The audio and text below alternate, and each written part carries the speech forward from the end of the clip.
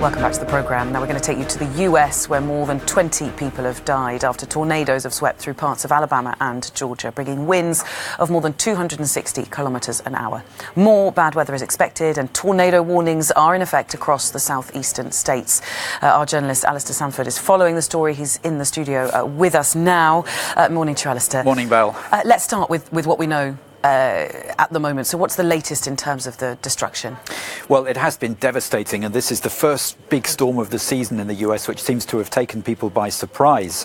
Not just one tornado in this part of Alabama, but there was something like more than 24 reported as this severe weather system moved gradually towards the Atlantic. Now, in Alabama, in one county alone, the death toll is higher than it was for the whole of the US last year. 23 deaths so far reported in Lee County, which is 100 kilometers southwest of Atlanta. And many of the victims were in one community alone, which is called Beauregard. The victims are of all ages, from children as young as 6 to people in their 80s, and some people are still missing.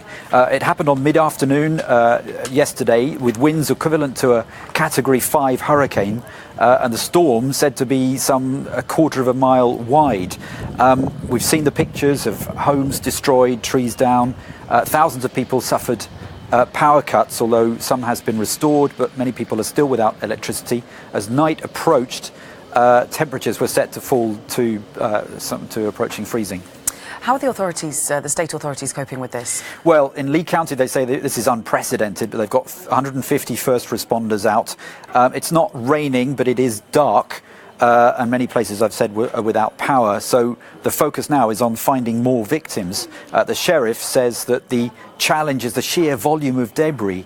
And the coroner for the county says they're going to be there all night. And they were still pulling people out of the rubble last night. Fire trucks have been sent where ambulances can't get to try to rescue people. Hospitals have been taking in casualties, some of them said to be in a serious condition. There have been some criticism as to why there were no specific warnings, but I would have thought that with tornadoes it's pretty difficult. Even so, there were only general warnings, and some apparently at very short notice.